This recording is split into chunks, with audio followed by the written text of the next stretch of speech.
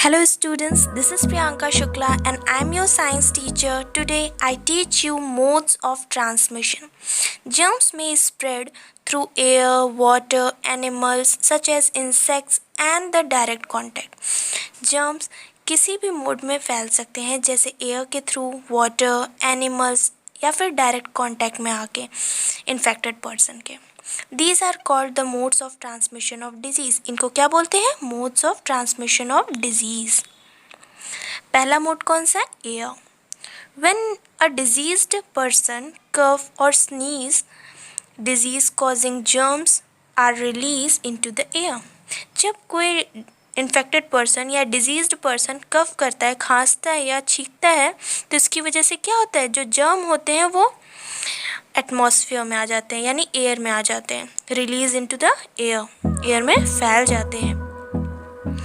Air carries harmful germs that can be cause disease like cold, flu, chicken pox.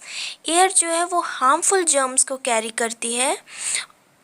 ये जो germs हैं जो air में transmit हो जाते हैं डिजीज्ड पर्सन के थ्रू, तो इन जर्म्स को कैरी करती है एयर और उसकी वजह से क्या हो सकता है? कोल्ड हो सकता है, फ्लू हो सकता है, chicken pox, cough and diarrhoea. When a person comes in contact with contaminated air, जब वो दूषित एयर के करीब कोई अनदर पर्सन आता है तो she or he may suffer from such a disease. इस डिजीज़ से वो भी ग्रसित हो सकता है, वो भी बीमार पड़ सकता है. जब एयर में जो है वो जर्म्स फैल जाते हैं किसी डिजीज़ पर्सन द्वारा छींकने या खांसने से, तो क्या होता है? जब कोई हेल्दी पर्सन उसके कांटेक्ट में आएगा तो उसे भी बीमारी हो सकती है. Next one is, do you know some peoples not actually suffer from disease. कुछ पर्सनस ऐसे होते हैं जो सफ़र नहीं करते, डिजीज़ को सफ़र नहीं करते हैं, but they carry disease causing germs.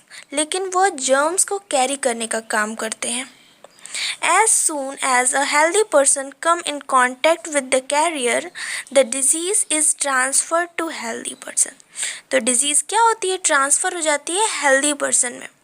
Means कुछ लोग ऐसे होते हैं जिनको बीमारी होती नहीं है, खुद में नहीं होती, लेकिन वो कैरी करते हैं. मतलब अगर उनमें बीमारी वो है तो वो दूसरे पर्सन में ट्रांसमिट हो जाएगी, लेकिन उस बीमारी से उनको कोई अफेक्ट नहीं पड़ेगा, वो सफ़र नहीं करेंगे. ऐसा भी होता है. Food and water. Uncovered food and water becomes contaminated.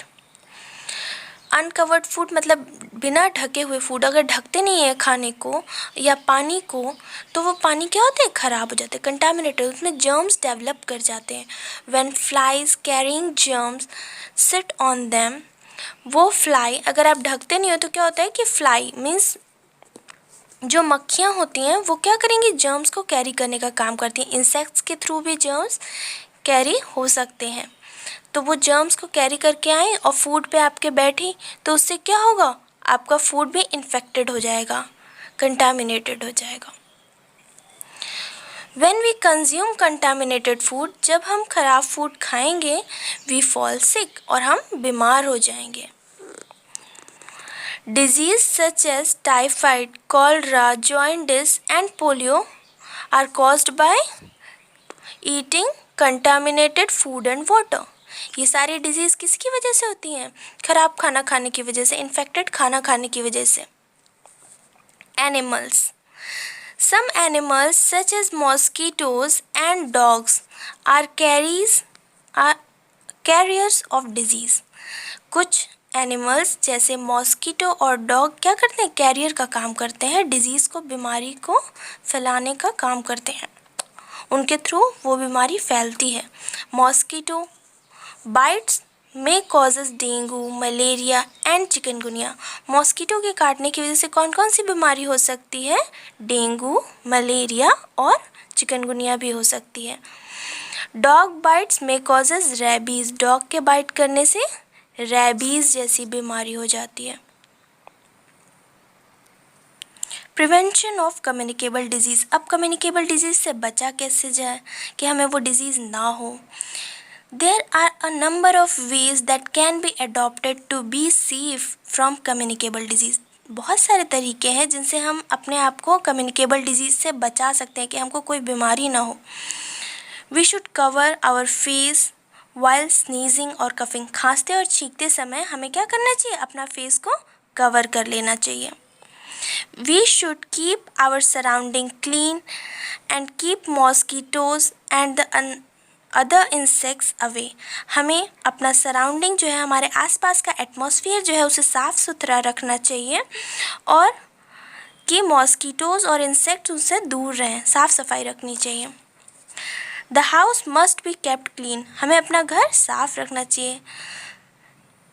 Lines, towels etcetera of the people suffering from a disease should not be used.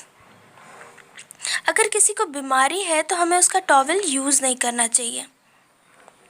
Okay, ये सारे प्रिकॉशंस रखने चाहिए हमें, तब हमें कम्युनिकेबल डिजीज़ नहीं होगी। नेक्स्ट प्रिवेंशन है, we should dump garbage properly into the dustbin so that it does not draw flies around it. हमें क्या करना चाहिए? जितना भी कूड़ा होता है वो डस्टबिन में थ्रो करना चाहिए और डस्टबिन को हमेशा क्लोज रखना चाहिए कि वहाँ पे फ्लाइज उसके चारों तरफ ना फैलें, मीन्स मक्खियाँ ना आए। डस्टबिन को क्लोज रखना चाहिए और कूड़ा जो है हमेशा डस्टबिन में फेंकना चाहिए। We must exercise regularly and stay fit. हमें रोज़ एक्सरसाइज करना चाहिए और फिट रहना चाहिए। This will helps us to fight disease and stay healthy. ये हमको हेल्प करेगा, डिजीज़ से फाइट करने में मदद करेगा और हमें हेल्दी बनाए रखेगा। देखो, इस लड़की ने माउथ कवर किया है स्नीजिंग के वक्त, और हमें डस्टबिन जो है वो डस्टबिन में गार्बेज प्रॉपरली थ्रो करना चाहिए और एक्सरसाइज रेगुलरली करनी चाहिए। As responsible citizen we must report in case of breakout of disease. एक रिस्पॉन्सिबल, एक जिम्मेदार नागरिक होते हुए हमें अगर कोई भी डिजीज़, कोई भी बीमारी फैलती है तो हमें उसे रिपोर्ट करना चाहिए, हमें बताना चाहिए। This will helps the authorities take immediate action to stop the disease from spreading and providing proper medication to the people suffering from it. इससे क्या होगा? अगर हम इन्फॉर्म कर देंगे तो उसके लिए हम प्रॉपर मेडिसिन ले सकते हैं और फिर वो अथॉरिटीज़ उस पर एक्शन लेंगी कि अदर पीपल्स को भी वो बीमारी ना हो, क्योंकि ये कम्युनिकेबल डिजीज़ है, एक दूसरे से फैलती हैं।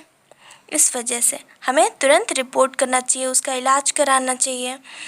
Mosquitoes spread a number of disease that may prove to be fatal.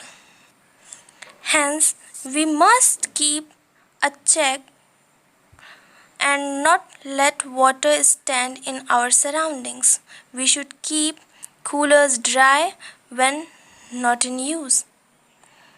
Mosquito से जो बीमारी फैलती हैं वो फैटल भी हो सकती है, मीन्स प्राणघातक भी हो सकती हैं, जानलेवा भी हो सकती हैं। Hence, we must keep a check. हमें हमेशा चेक करते रहना चाहिए कि पानी कहीं स्टोर तो नहीं है सराउंडिंग में, और अगर कूलर को हमेशा ड्राई रखना चाहिए। अगर वो यूज़ नहीं कर रहे हैं हम कूलर, तो उसे ड्राई रखना चाहिए, ना कि उसमें पानी स्टोर्ड है। कहीं भी पानी स्टोर रहेगा तो क्या होगा? मॉस्किटो डेवलप कर जाएंगे उसमें, और मॉस्किटो से जो बीमारी होती हैं वो जानलेवा होती हैं, लाइक चिकनगुनिया, मलेरिया, डेंगू, ये सब मॉस्किटो से फैलने वाली बीमारियाँ हैं। Thank you for watching my video.